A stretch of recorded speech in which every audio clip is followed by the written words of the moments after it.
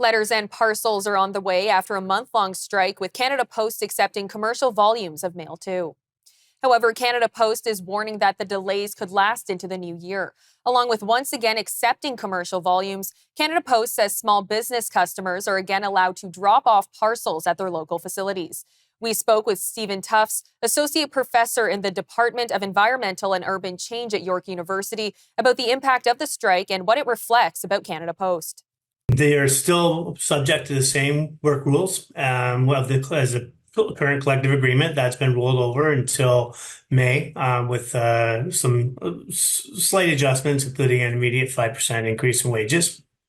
So, and to clear the backlog of mail, there's going to have to be overtime, more people, casuals, and full-time people brought into the post office. They do that often during the holidays in any way. But at the same time, there has been a decrease in letter activity overall.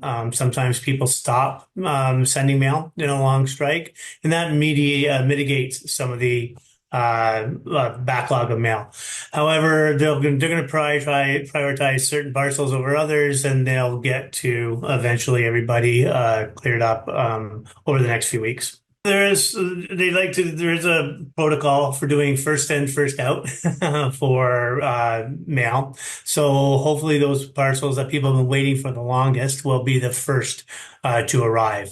Sometimes my understanding is that's the way that their system works. Some folks assume that if you put your letter in the mail as of yesterday, given the strikes over, that it might arrive exactly at the same time it would in regular strikes when there hasn't been a strike. And that might not be the case. It may take an extra day or two because of the backlog.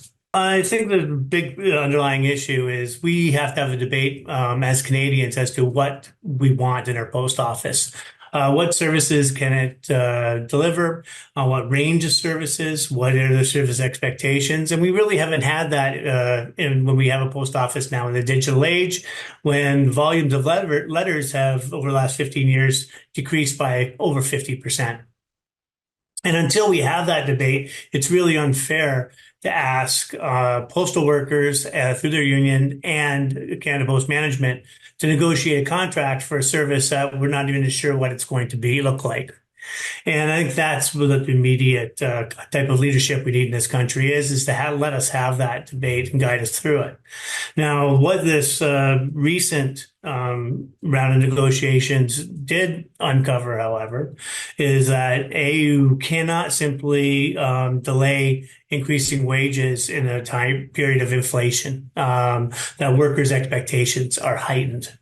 And that you can't have a race to the bottom necessarily, where you're going to just simply pit non-union companies against unionized companies to deliver parcels and letters in our system through various networks. That's not something that's going to happen without workers fighting back. And that's what we saw the postal workers do over the previous 4 weeks. The reasons why the government didn't legislate or use Section 107 right away during this dispute. And we do have, through a series of judicial decisions, the right to strike in Canada, with few exceptions. And you cannot simply tell workers, no, they don't have that right to strike without having some kind of legal recourse. And if it's found that those workers strike was violated by the courts, then yes, they will continue to strike, most likely as they were doing previous to the use of Section 107 by the federal government and the minister.